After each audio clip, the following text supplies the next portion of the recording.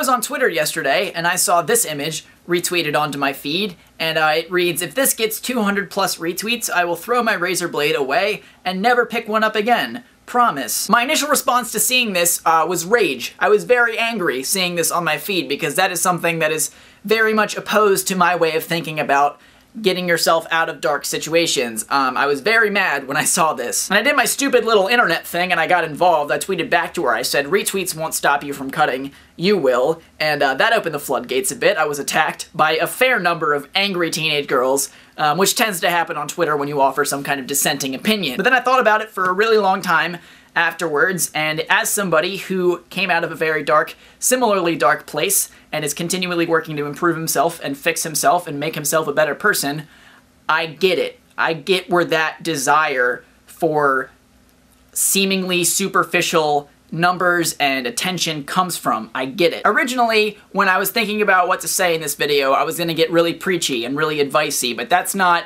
gonna help someone. Because that's just going to make them feel like they're being talked at, and that's never good. You never want to feel like you're being talked at, especially when you already feel like the world hates you. So instead, I'm going to share a bit of my experience in this department, because I do have a good amount of experience in this department. I wouldn't like to, but I do, and hopefully we can talk about and figure out why that is such an awful thing to put your well-being on the backs of others like that. When I was at my worst, I wanted the most attention possible, and not just people looking at me and trying to help me feel better, but I wanted pity. I wanted people to feel sorry for me, because in a way what that did was validate what I was feeling, but not in a healthy way at all. When I felt that people were feeling sorry for me, when they were shoving pity in my face, I felt comfortable.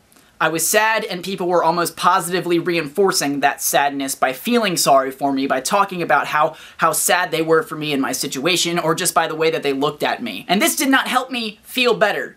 What it did was it helped me feel worse, in a way, because again, I was very comfortable in that misery, very comfortable in that sadness. So I would talk about all my problems, and not with the goal of people offering advice and trying to help me feel better, but I wanted to talk about my problems so people would tell me how sorry they felt for me. And that's why depression is tricky. It's not just somebody feeling sad about a situation. This is something that envelops your entire life with just this dark cloud of just feeling like you are not worthwhile and you shouldn't be alive. And much like when we were really small kids and we were feeling sad and all we wanted was a hug, when we're feeling depressed as young adults and into early adulthood, things like that, people feeling sorry for us fulfills that void, that getting hugged, that sort of warm fluffy blanket of positivity and sort of like saying, "Oh, I'm sorry that you're feeling this way." And while that temporarily alleviates the pain, it does not solve the pain. Because when you have a problem, you attack the cause of that problem. You don't attack the problem itself, because that just temporarily solves that problem. It doesn't completely get rid of it. This is why I have adopted kind of a no BS policy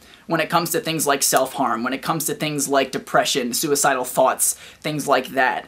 When somebody tells me they're feeling a certain way, I'm not going to say, "Oh, I'm sorry that you feel that way." What I am going to say is that you need to help yourself. No one's going to save you. No one's going to wave a magic wand and all of a sudden you're going to feel better. You're not just going to be handed a pill and that's going to make you feel better. Those things can help, but they're not going to solve the problem. You have to save you. You have to make the decision that you want to be happy, and then you got to work your ass off to get there.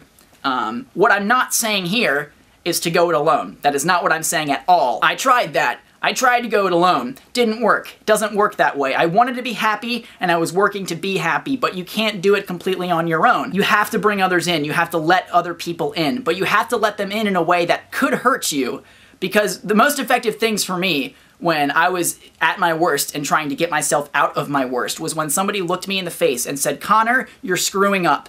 You are screwing up, you're disappointing me, you are hurting me." They told it to me straight. They told it to me as it was. They did not surround me with pity. They did not say, "I feel sorry for you." What they did say was that I love you, I care about you, but you are screwing up, and something has to change. As a result of this mindset that I've adopted, that's kind of how I've dealt with people on the internet.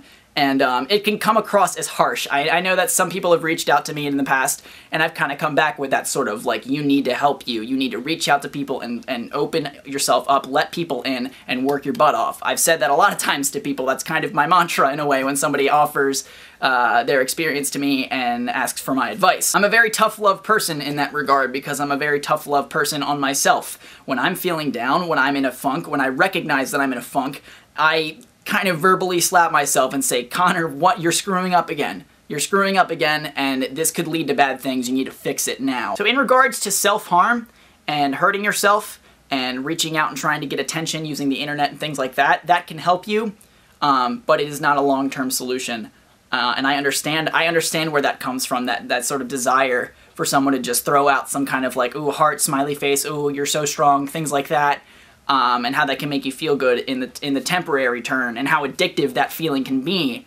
But in the long run, that is not going to solve the problem. It's only going to numb the problem. And numbing the problem is never a good thing, because all that does is just kind of distort your view of the problem. That's all I gotta say about that, though. I do want to say that if you are ever in a place where you feel like hurting yourself or hurting others or doing something desperate is the best move, know, first of all, that it is not the best move, and second of all, talk to someone. And if there's nobody in your physical life who you can talk to, there are resources, there's phone numbers. I will leave in the description a hotline that is a 24-hour number you can call at any time if you just need to talk to anyone, because even strangers can help inspire you to want to help you. That's all I gotta say about that. I love you guys, and I want anyone who is suffering with a problem right now, I just want you guys to know that I am rooting for you. I'm rooting for all of us. I'm rooting for all people, because happiness and love are my two favorite things.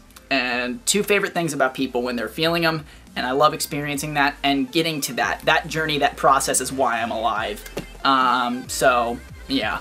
As always, I'm Connor Manning. You've just become a little more awesome, and I will see you guys on Friday.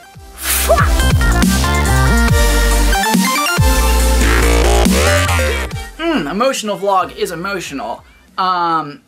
Make sure you guys check me out on Facebook, Twitter, Google+, all those things, because you'll be notified about all my videos and things like that. Also, I like to talk to you guys. I like to engage with y'all, because y'all are fun. Y'all are good people, and y'all do great things for me in my life. And I'm not crying, I'm just coughing. And yeah, I just want you guys to know that. You guys are awesome.